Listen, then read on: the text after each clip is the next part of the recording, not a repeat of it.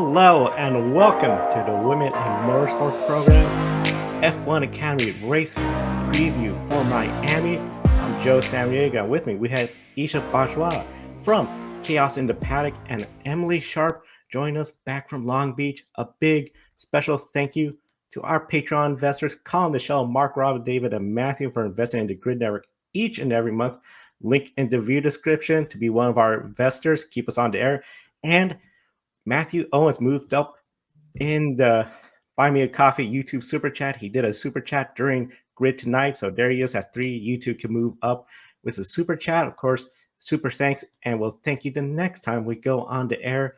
And gridnetworktv.com across social media and the website. I know Esha will be writing for us with the F1 Academy race weekend recaps as well. Let's start off. 2 practice sessions today. The first one got done. The second one about to get underway. And then, of course, qualifying, then 2 races with Saturday, Sunday. The fastest day in the first practice session, Doriane Pin. Overall, fastest again. It looks like she's going to be a driver to watch, potentially going out there to try to get the win. But I was looking at especially second place, Alicia Pomowski.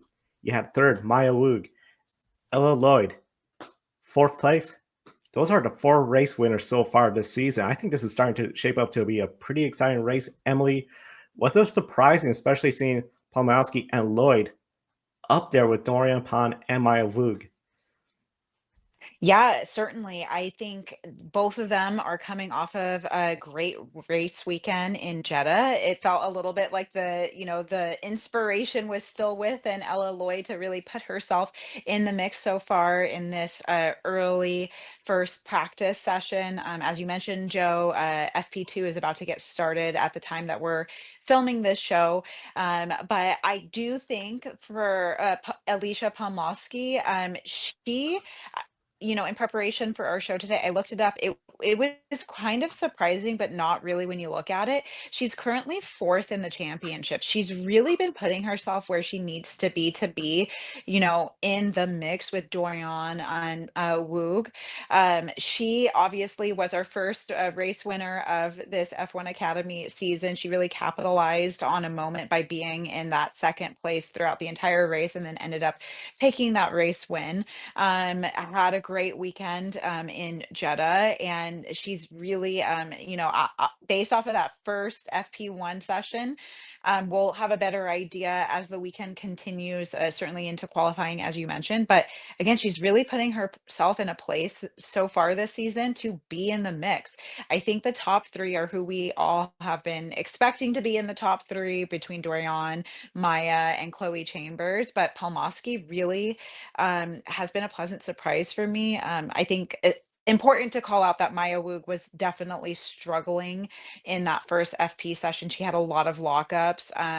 We got to welcome back Abby Poling as one of our commentators, and she actually called out, as the cars get on the track more throughout the weekend, and especially the F1 cars get out there and leave some rubber behind, the grip will improve as the weekend continues. So I expect to see some movement between FP2 and qualifying, but off to a great start for these two ladies.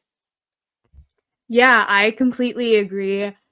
It's also important to note we have a second FP2 happening right now, so these women might need to be doing more qualifying runs that we didn't see in FP1. But honestly, it's not surprising to me to see Alicia Palomowski up there with the championship contenders. She's pretty amazing to see her work, especially in Saudi Arabia, but especially winning the first race of the season. Especially with the reverse grid, she's able to capitalize on that race setup for race 1, and I think she was able to learn from being at the top on that reverse grid setup. But I feel like she's using what she's learned now, and she's definitely going to bring it up to continuing off race 1, but also probably bringing the race to race 2. It's going to be very interesting to see how everything will shape up with practice sessions. As you mentioned, Esha, the qualifying runs, how Ella Lloyd, I think, do. Because I think she got a lot of people by surprise with her performance and her win at Saudi Arabia. I am very excited to see her potential this weekend. The wild card, of course, we remember Ella was a wild card last year. Now she's full time. This year, the wild card for Miami, Ava Dobson, 16-year-old from Milwaukee, Wisconsin. She has raced in USF Juniors, USF 2000s, and GB4 competition the past 2 years. So, a lot of racing background for her, considering she's only 16-year-old and from Milwaukee, Wisconsin, where really you don't see a whole lot of drivers from Milwaukee, Wisconsin, the professional level. The biggest one that gives everyone name recognition, probably Alan Kawicki, the 1992 Cup Series champion. I gotta ask you, Esha, she's gonna be running in Miami with all the other drivers who are running full time. These are essentially Formula 4 cars. What will be some of the goals for Ava this weekend during the race weekend at Miami? Yeah, some of the goals definitely for her is proving her time in open wheel racing, especially after this FP1 session. She's been doing so well compared to other wildcards that we've seen before in Shanghai and in Saudi Arabia. I think one of the major goals is qualifying at a higher pace. I feel like P15 or higher would be a great goal for any of these wildcard entries, for someone who hasn't been spending that much time in the machinery and there for a very little bit. I feel like getting P15 or higher would be a great result for qualifying, and also seeing what they can do on track if Ava Dobson is able to make it into the top 8 and able to utilize that reverse grid setup for race 1 and is able to stand alongside all of the full-time drivers, I think that would be a really good goal for her. But I see P15 or higher for both qualifying in the race. That would be a really good goal. And also just being a wild card driver. We have so many wild card drivers when it was introduced last year to Formula One Academy as full-time drivers now. And it's just a great opportunity just in general for her to be in F1 Academy, to possibly have a seat for next year with so many other drivers leaving after their 2-year allotment in F1 Academy. Esha, I completely agree with everything you said. And I also was going to call out, we have some great wild card entries from last year who are performing extremely well this season so far and have a full-time ride now in F1 Academy. We talked about 2 of them already, with Alicia Palmowski and Ella Lloyd. They started off as wild card entries. Of course, we had Chloe Chong as well, and we're getting to watch her experience this season with a full-time ride. So I think biggest takeaway, not adding much more to what you've already said, Isha.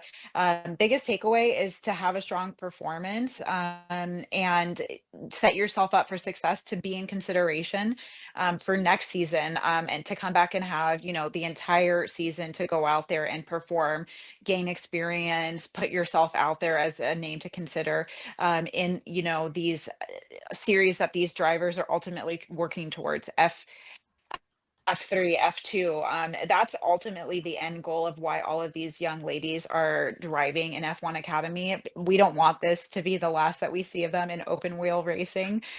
We want to see them continue to move up through the tracks. So we eventually have, women drivers in F1. So for me, just to kind of wrap it up in a nice little bow, want to see Ava finish the race first and foremost. No issues, no being part of wrecks, no spinning out. Finish all of laps, both race 1, race 2. Again, based off of her FP1 performance, and FP2 is going to be kicking off any second now, but she was 3 seconds off of the lead with Doriane. Can we get that a little bit cleaned up a bit? Can we get this to under 3 seconds? Can we get this to under 2 seconds? I think that's a fair goal, but certainly I don't think place, if she can get some overtakes done, we don't know where she's going to start. I think that it wouldn't be shocking if she started, at the back of the field after qualifying, but can she get some overtakes done? I think that would be a big win for her, but certainly putting in all laps and finishing both races is the biggest goal for her this weekend. As you said, logging those laps at track time, that's the best way to gain the experience out there. And of course, she'll make it where there's 4 Americans. You got Courtney Crone, Chloe Chambers, Leah Block, Ava Dobson, the wild card, all on the grid. And this weekend in the 90s, that's F1 essentially being something where it's going to be very big present, seeing Ava Dobson, that number 90 car, as well as the other Americans. And we know the effort F1, the FIA has worked on trying to build this American fan base here in the United States. There's going to be a much bigger focus this year. Last year, it was just Miami. This year, we got Miami and the season finale at Las Vegas. It's going to be very exciting. I cannot wait to see them at that track racing on Las Vegas Strip with a championship on the line, assuming it's not clinched yet. Ways looking, I think, could be very close. And not to mention, Netflix, they're going to have a program focusing on F1 Academy coming soon. You look at the sponsorships that you don't see in other series like American Express sponsoring the car, having their branding out there. Overall, Emily, is this the weekend? Because we know from where this F1 Academy started in their first season with no TV coverage to where they are now with 4 Americans, American audience in Miami. Are they banking this as the weekend to capture the big American audience going forward, become much more mainstream? I think it's certainly a cog in the wheel, right? I think it's supporting the overall vision and the plan to get the American audience to be more invested. I think there's been a lot of things happening leading up to this point. I will say, as someone who went to the Las Vegas Grand Prix last year, it was a huge pull having the little F1 Academy activation set up in a fan zone. They were getting lots of foot traffic. They got a lot of spectators to go over and see, someone driving an F1 Academy car and a small space, but it was garnering a lot of attention. Obviously, I'm someone who's very excited, like everyone probably watching this program is, that we do get some form of a season finale happening in Vegas. The whole ambiance and atmosphere just really is calling to be a season finale.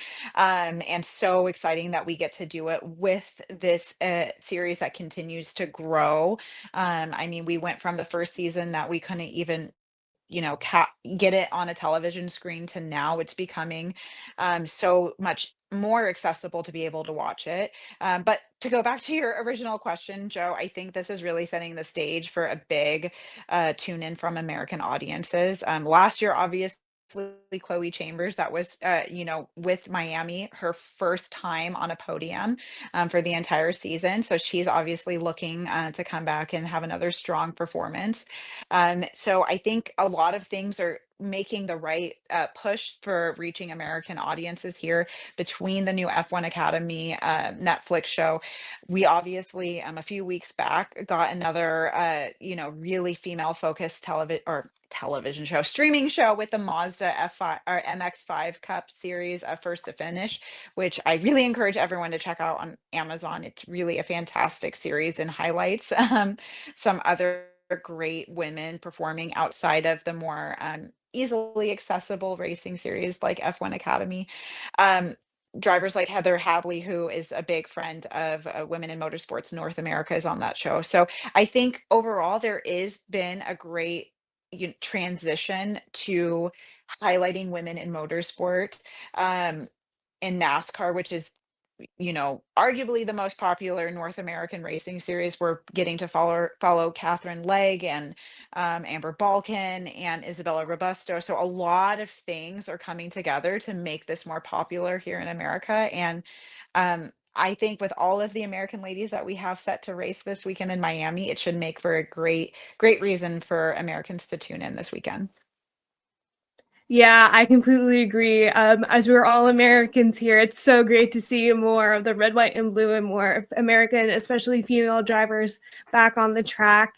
One thing I also want to mention is Miami has been extended till 2041, which is crazy. And I think one of the bigger polls that I've seen in the American community of deciding which F1 race to go to is the fact F1 Academy is consistently in Miami. Now we're in Vegas, but the Miami race, especially last year I attended, was so much fun. I have my own personal gripes about how they handled that in person with things, but I will go into that later. But capturing a big American audience is really important. And with having that contract session for the Miami Grand Prix, it really helps. And especially with Netflix, I feel like a lot of American audiences came back to Formula One through Drive to Survive, and having the F1 Academy Netflix series, it's also going to highlight more, because I know a lot of people have questions about F1 Academy and where it falls in the ladder of F1 feeder series, and just basically just giving more visibility to those who truly don't understand why F1 Academy is a thing. It is so important. And I don't know, I'm waving my imaginary American flag right now, because I am so happy to see so many female American drivers here at home in Miami. Very exciting to see such a strong American presence, and especially for such an international sport. I know you're going to have folks from all around the world tuning in. It's no secret the U.S. fan base, one of the biggest in all sports, one of the most competitive of all sports. There's so many sporting options. This could be a great moment. I mean, last year we saw Doriane Pin on the Jimmy Kimmel show before Las Vegas, and it was unfortunate we didn't have F1 Academy on track, but she was there promoting it. This year, now having her, some of the other drivers talking about the championship, if you have 2 or 3 drivers going down to the last race battling for the championship, this could really generate headlines that'll transcend outside motorsports media, and just great effort by where F1 Academy was working towards. Now, in that first practice session, looking at the American drivers, the fastest one, Chloe Chambers, 5th. Then you had Leah Block, 8th, Courtney Crone, 14th, and Ava Dobson, 17th. Of course, 18 cars in the field, 17 full-time, and the one wild card. Esha, if an American driver was to win, I think it might be safe to say where everyone's going to be saying it's going Chloe Chambers. But would you agree with that? Could we see a surprise? And which American drivers are likely to score points throughout the weekend?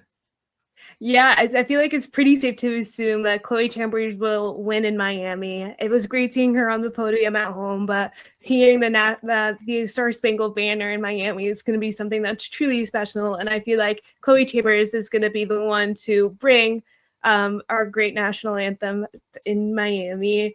If I'm going to rank all the American drivers who I think is going to end up in the championship points, it's obviously going to be Chloe Chambers, and then Courtney Crone, then Leah Block. Leah Block, we haven't seen too much with unfortunate qualifying issues. Let's just hope she's able to learn from those mistakes and able to qualify higher. So I'm going to put Courtney Crone, Leah Block, and then I frankly haven't seen Ava Dobson that much. I'm putting her closer to the end. But anything could happen, especially with this reverse grid, as I keep mentioning. Maybe we'll see Courtney Crone or Leah Block being on that podium if they qualify in around that P6, P8 spots, and able to utilize that reverse grid setup. But I feel like, yeah, Chloe Chambers is a safe bet as one of the 3 championship contenders to win as an American at an American Grand Prix. Yeah, I have to agree with you, Esha. I think based off of how Chloe's been performing this year so far, she was really making a hunt in race 1 in Jeddah. So depending on where she qualifies, again, that's the big equalizer, right? And the big unpredictable element this season. We don't know what race 1 is going to look like for these drivers. I think, our top 3 are safe bets for race 2. So between Maya, Doriane, and Chloe, one of them certainly is going to be, in my opinion, at the top of the podium. And I would say most likely, if it's not Maya or Dorian of the American drivers, we can expect to see a Chloe Chambers be the top American this weekend. But race 1, it's really been a really exciting start of the season for race winners, as we've mentioned already on this program. And really pleasantly just surprised to see some of these ladies who might not have the the power backing their vehicles or the pace or the experience are really holding on for these race one wins and holding off some of these faster charging cars. Granted that, you know, the 13 laps are really working in their advantage. Doriane, Chloe, Maya, had they have a few more laps in Jeddah or in the first race of the season, they could have, you know, caught up and got some overtakes done. So race one, we'll have to wait and see how Chloe and these other American drivers finish. So we could absolutely have a surprise race winner. But for race two, if any American lady is going to get it done, I think it's going to be Chloe. One thing I want to follow up on is just how much fun seeing how race one is a reverse grid. We had that in 2023, and I feel like it should stay because it's giving an even greater opportunity in this racing series where opportunity means everything. And I truly believe we should keep this reverse grid setup, at least for race one, for the entirety of the season, and even bring it over to future seasons and have it as a permanent fixture with F1 Academy. Because as we're seeing major shakeups compared to last year when we were seeing like Abby Pulling's dominant era. We're seeing different drivers having their own time and exposure in the front of the grid. And I think this reverse grid should be here to stay permanently in Formula One Academy. I have to add on that too, as you mentioned. I think a lot of times we think, oh, this is a development series. This is just about getting those track times, not so much about the entertainment value. But I got to be honest, as you said, every driver has gotten an opportunity to shine. We're talking about more drivers, and the big goal is not just development, but earning opportunities for these drivers, getting their names out there. And I just think it's really starting to play out pretty well with everything going on. Already practice 10 minutes in. Maya Weug, the fastest, Alicia Plumowski, Chloe Chambers, your top three, Ella Lloyd right there in fourth. So overall, no surprise there. But Doriane Pin, now she's just hitting the track, comes in fifth. So it's going to be really interesting as practice continue on where everyone's going to rank up. One driver I'm paying attention to, especially after that first practice session, Nina Gaidman, sixth in that first practice, 10th in the point standings. Overall, her season, she has scored points in each race after race one. We all know the heartbreak at Shanghai. That could have been another winner. I went to Alicia Palmowski, of course, just lap and a half away from a win, and then the car just gave way. Right now, Nina, in the second practice, I'm looking at the leaderboard right now. She is ninth. Still one of the drivers that have not got the sub 2-minute lap times. Chloe Chambers and Maya Weug have done that so far. Still very early on. So I have to ask you, Emily, how likely is Nina going to be potentially on the podium? Because as I mentioned, score points in every race, granted single digit points, but she seems to be up there contending. And really, that reverse grid race, could that be the opportunity, or race two? Yeah, I mean, I think race one, that reverse grid, if she is currently running in P9, she gets herself up to one more spot for qualifying. She's taking pole for race one. And we saw, to your point, Joe, she had almost a perfect race in Shanghai, the first race of the season. She just really did everything perfectly. She commanded that start. She got a good launch. If I'm remembering correctly, and apologies if I'm not, but we did have a race restart a few times in race one, and she managed three. Yes, thank you. Thank you. She managed the race restarts perfectly every single time. So truly, I agree with you, Joe. We should be watching Nina Gaidman this weekend. If she starts in pole, I think it could be a moment of redemption for her and to bring it all the way home and put it all together from, you know, having a commanding, you know, pace control throughout the entire race to bringing it to the checkered flag. So I agree with you. Very interesting that she's currently in P9 in this FP2 practice. So I will say I would be very surprised if she has such a commanding performance in race two. I think if she's really going to come alive, it would be in the first race. But hey, it's Miami. Easy breezy. Anything's possible. Yeah, I completely agree. It's all dependent on where she's qualifying. If she's able to qualify in that P6 to P8 position. Race 1 could definitely lead to a great podium position. For race 2, it's a little bit easier because we do have 3 championship contenders with Maya Weug, Doriane Pin, and Chloe Chambers. So if she is able to be on the podium, she would either have to be either P4 and either if those 3 drivers qualify P1, P2, P3 in any particular order, probably we would have to see like a mistake like we saw Chloe Chambers make in Saudi Arabia during race 2. But I honestly don't see that happening with these top 3 drivers. So honestly, I'm saying like a 75% chance of her being on the podium in race 1 and maybe 15 to 25% chance in race 2. Now, interesting development during everyone's answers. Nina got herself right now to 6th place. So again, it's looking good. And the top 5, 15 minutes into the practice session, Chloe Chambers, Maya Weug, Alicia Plomowski, Doriane Pin, and Ella Lloyd. Once again, the top contenders in the points, and any one of them, including Alba Larson, 6 drivers could mathematically leave with the points lead because you got the 10 points for winning the first race, 25 for the second race, and then, of course, bonus points for pole, fastest lap. Overall, for Maya Weug, being the points leader, she finished 6th and 5th last year at this race. 3rd in practice, first practice, looking good so far. Doriane, 2nd and 3rd last year in this race, 1st in that practice session earlier today. Only 7 points. Easily she could leave with the points lead if she outscores Maya in both races. Chloe Chambers, if she was to win that first race, that only knocks it down to a 2-point deficit, depending on what happened to Maya and Doriane, especially they don't get points.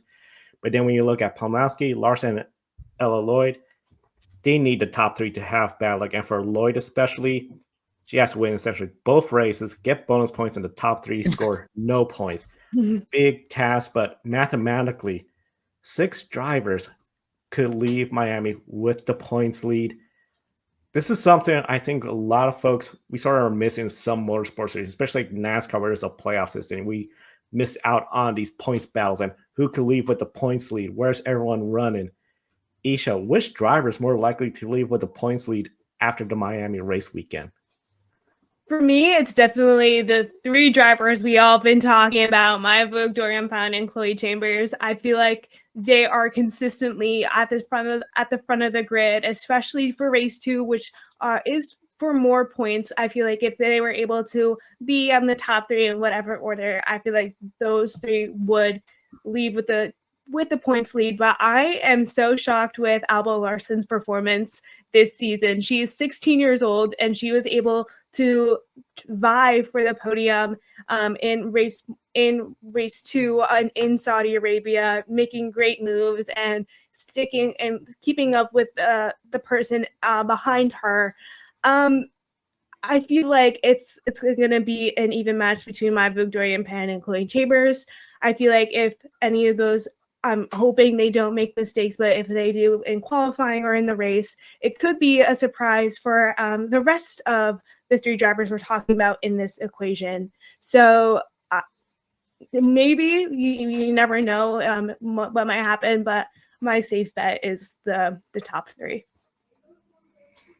I agree with you, Esha, and I'm going to be very bold with nothing to back it up with other than vibes. Looking at our list, because I agree. I think it's going to be either Maya, Doriane, or Chloe. And I think it's really going to come down to who finishes on the top of the podium for race 2. And I think who is able to get the most overtakes done in the first race, which is like stating the obvious, right? So just based off of vibes, I think Chloe Chambers is going to be our championship leader. I think she's going to have that hometown crowd backing her. She did well here last year. She outperformed Maya, who's our current leader. And I don't know why. I just feel like, I don't know, not to jinx Doriane. This is all based off of vibes. I feel like we're going to get a hometown advantage out of Chloe. Will she be the championship overall winner at the end of the season? We'll have to wait and find out. I think Doriane is Like, I think if anybody, we're all telling you how great we think the reverse grid is and how enjoyable it is. Doriane Pin is probably the only person who is hating it because she could just pull away like Abby did and run away with this thing. But based off of vibes, at Friday afternoon, I'm going Chloe Chambers is our championship leader heading into Monday. That'll be I would not phenomenal. be mad either. Vibes are a great way. I love basing any predictions off of vibes because that's honestly all you can go on. Yeah. Sometimes the driver just given the vibes, and like you said, the vibes of that home country advantage, had success here last year. Chloe Chambers had a great run in that second race in Saudi Arabia. Just that penalty is what did her in. Yeah. And that great bout with Maya Weug, just wheel to wheel, exciting racing. I think the confidence is high in her. Right now, 20 minutes into the practice session, Chloe Chambers is third behind Maya Weug, and Doriane Pin has just got claimed the top spot. Still, Leah Block now fifth. Big jump for Oh, her. And of course, she good for was in her. this race last year. So hopefully getting some positive momentum for her because after all, we got this practice session going on. We didn't have qualifying, as you both mentioned. That reverse grid for that first race. This is becoming something where you can make the best if you're seventh or eighth, because now you're in the front row, where last year it was just you're seventh and eighth for both races. Best of luck to you. We have that long backstretch. That's going to be very key for drafting and making a passing opportunity into that corner. Emily, how key is going to be the qualifying? Do you think it's going to be a qualifying where passing is going to be much harder or much easier with this track here in Miami, where we got some sweeping corners, but that long straightaway, and especially with that top 8 being inverted, how big of a factor is that going to be? It's as important as it has been so far this season. I will say, it should be, again, another bold statement from me before 6 p.m. tonight. But it should be more of an exciting race than the F1 race potentially, just because of how big those F1 cars are. I think if we're going to get a lot of overtakes done, it's going to be essentially in this Formula 4 car in F1 Academy. So qualifying is everything, especially for the Nina Gaidmans, the Alicia Palmowskis, the Ella Lloyds, who may not be able to, take the hunt to race two, depending on where they start in race one. This is their opportunity to, take away some good handful of points this weekend. But to your point, Joe, that long straightaway should make for some good overtaking opportunities. And as the weekend progresses, as I mentioned at the top of the show, as more and more grip gets added from the rubber coming off of these wheels, I think it should be a fun race to watch this weekend. Yeah, I completely agree. I feel like I was proven completely wrong when I said qualifying is going to be pretty important in Saudi Arabia, but I was basing it off of F1 telemetry, not F1 Academy telemetry, with smaller cars, smaller F4 cars, and with the amount of overtakes we saw in Saudi Arabia, I was 100% proven wrong. So I feel like qualifying is going to be key for the top 8. But I honestly, overtakes could happen, especially on the long straight, utilizing that and then going into the turns that are on the inside and outside to complete that overtake. That's going to be a very, very useful here in Miami. And yeah, I honestly feel like street tracks and either or street style tracks are perfect for these F1 Academy cars because yes, you have a lot more space than Formula One does, and you're able to utilize that free space even more. Yeah, I'm excited to see what happens. It's going to be very exciting. We are now approaching 25 minutes into practice. Doriane Pin, Maya Weug, Chloe Chambers, Alicia Palmowski, and Leah Block have all made laps under 2 minutes.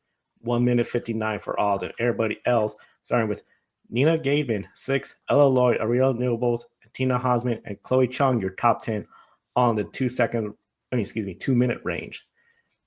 Very fascinating to see how everything's going to happen. Qualifying is going to be very, I think, close and intense. And If anything, we cannot wait to recap F1 Academy next weekend on this show. And of course, Esha will have both race recaps on gridnetworktv.com.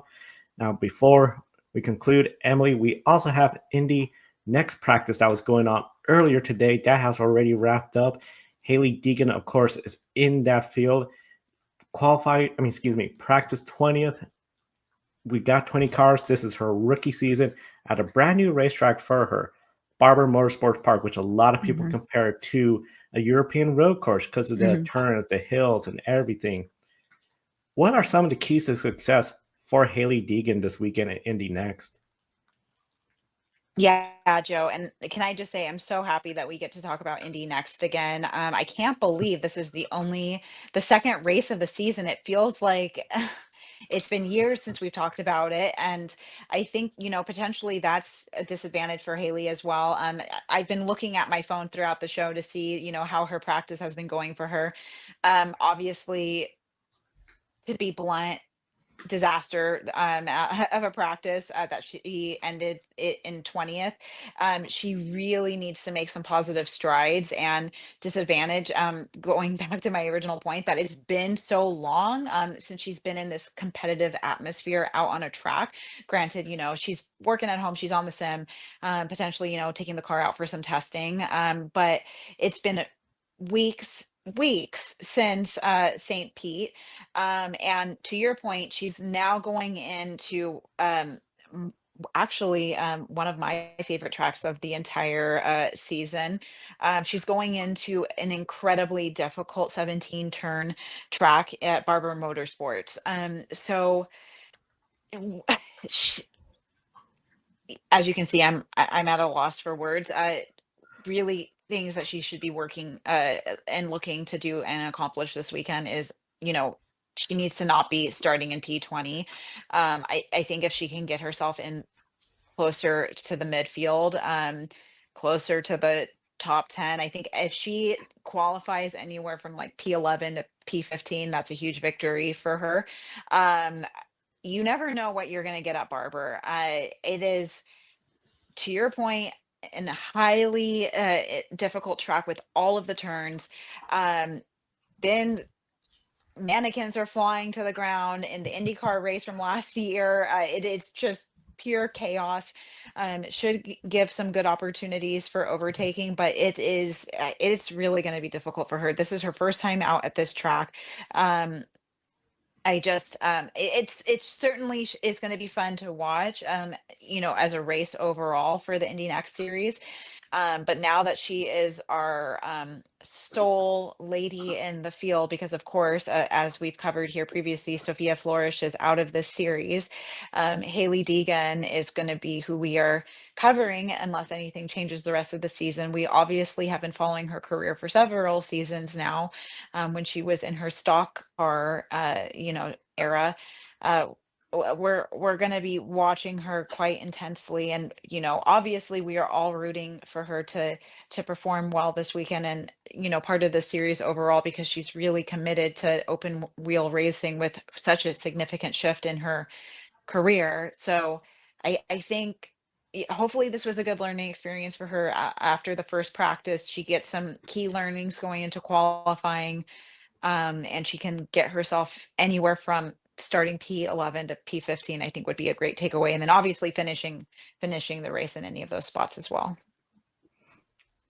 Huge accomplishment if she is able to get such a good qualifying effort and just keep the car clean, bring it home in one piece. As you mentioned, it's such a difficult track, and I think that's why so many people love it, especially Barber Motorsports Park. Racing schools take place there because if you can master that track, oh my goodness, you got a really good racing start to your career. And for Hailie Deegan, it's going to be interesting. Of course, we'll recap her race weekend next week on this program. With that said, Esha, it's time for our one shining moment. We encourage everyone watching, share their one shining moment from this past week. I know it's been a while since we've been on the air, but Esha, starting with you, what is your shining moment from motorsports? My shining moment is just seeing all the amazing female content creators at Miami this week. As someone who started off their career just by posting on social media, just expressing my opinion, like all these creators, it's so amazing to see like motorsport creators, especially being used and being and just showing that they can provide a need and provide so much free publicity for F1 and so many other motorsports. So especially seeing Cash App bringing so many female F1 content creators and seeing so many other creators who are doing their own things on TikTok, Instagram. And it's amazing to see because we're finally having that visibility that we've been wanting, and having it, we are flourishing. I'm gonna give you. I like to cheat at this portion of our show every every episode, Joe. I like to give multiple. I'm gonna give the silly one because it's the theme of our show today has been all about the Miami vibes. So I'm gonna cheat and give you a bonus. My vibey moment of the week. I'm doing preemptively. I am like following this Nina Gaidman story. I am I'm gonna put it out in the universe. I'm gonna manifest for her that she has and I hope I'm not jinxing her. If anyone from her team is watching, I'm so sorry if I jinx her, but I hope she has a great race weekend. I'm gonna say, like, preemptively, my moment of the week is going to be Nina Gaidman having a great race one and potentially having a little bit of a redemptive moment following her Shanghai visit. So that's going to be my first bonus. You're welcome. You didn't ask for two shining moments, but I'm going to give you two. And then my second one, I know Ben has been covering it, but I didn't have an opportunity to speak on it yet. And we've talked about, obviously, Miss Isabella Robusto quite extensively on this program, as we've done on all of our Grid Network programs. But for me, I grew up watching NASCAR with my dad. I love Dega. I love Talladega Speedway, and the history and heritage of that speedway. Seeing a woman perform best finish ever by a woman, with her finishing third in the Arca Menards 200 series when she was there last weekend. It was such an incredible moment for me. I know that had I been a little girl seeing her performance, that would have inspired me to potentially, want to pivot my path. Obviously, I'm a big advocate of motorsports. I love jabbing my jaw on this program. I love encouraging my friends and family to watch motorsports and just giving back to it in any way that I can. And specifically seeing her perform so well at Talladega, one of my favorite stops on the calendar. It was just such an awesome moment. So I know there's been a lot of discourse around her performance, and I'm just here to say, as a little girl who grew up watching and tuning in and never missing a Dega race, congratulations to you, Isabella Robusto, on your podium finish. Big congrats to Isabella. My shining moment, also from Dega, we saw Catherine Legg leading the Xfinity Series race. Unfortunately, Eric Almirola, he said he made a mistake by moving up, causing that crash. But I think, especially considering how she was thrown into the deep end, really, when it came to this year's stock car program in NASCAR, for her to lead laps, prove like I could race with you all. I know, I belong. I think that was a loud statement. And then especially to hear Yes. Eric Almirola just say, hey, I made that mistake. I mean, good on him to just be blunt, take it. And I think it really is going to just start building up for the summer season coming up, because we know Catherine Legg, more car race starts, and especially at Mexico City with the Cup Series. No driver have experience there, but she has raced there. Granted, open wheel car quite some time ago, still much more level playing field. And that is one shining moment. And of course, we're going to have a lot to talk about this weekend. We got F1 Academy. Then we have Formula One, IndyCar, NASCAR, just so much racing. Formula E in Monaco.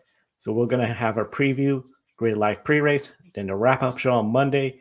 Grid Encore, Ben and Brandon will be on the air to recap all the races they cover. I know Ben had plenty of positive things to say about Isabella Robusto, so I encourage everyone to check out last Monday's episode. Grid Tonight, every Wednesday, your weekly motorsports news program. NASCAR preview on Thursday, and then we'll do it all over again right here on the Grid Network.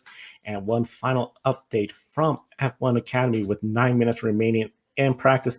Chloe Chambers, Maya Weug, Aurelia Nobles has gotten to third. What a Wow. lap. Chloe Chambers, first lap, 1 minute 58. Everyone's still on the 1 minute 59 down to Nina Gateman in eighth.